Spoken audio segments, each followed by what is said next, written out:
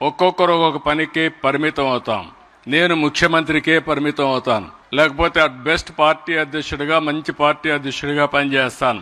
మిగిలిన అన్ని విషయాలు సమర్థవంతంగా నిర్వహిస్తూ ఆవిడ ఎక్కడా లోటు లేకుండా చేసే పరిస్థితికి వచ్చారు. దాని పర్యవసానమే మీరు చూస్తే ఇటీవల లండన్ లో 2 ప్రెస్టీజియస్ అవార్డ్స్ వచ్చాయి. డిస్టింగ్విష్డ్ ఫెలోషిప్ 2025 అవార్డు, ప్రజాసేవ, సామాజిక ప్రభావ రంగాల్లో ఆమె చేస్తున్న కృషికి ఇన్స్టిట్యూట్ ఆఫ్ డైరెక్టర్స్ IOD ప్రదానం చేశారు.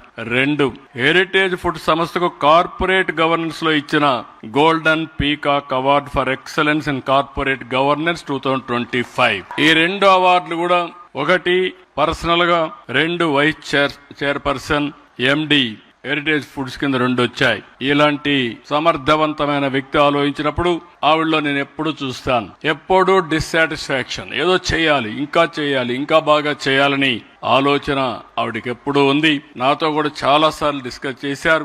ఎడ్యుకేషన్ ని ఒక వర్టికల్ గా, దీన్ని లాజికల్ గా తీసుకుపోవడానికి రాబోయే రోజుల్లో నాకు ఏమాత్రం అనుమానం లేదు. One of the best vertical గా, ఇన్స్టిట్యూట్ ఆఫ్ ఎక్సలెన్స్ గా ఈ ఎడ్యుకేషన్ తయారు చేసే బాధ్యత భువనేశ్వర్ గారు తీసుకుంటారని చెప్పి కూడా నేను మీకు తెలియజేస్తున్నా.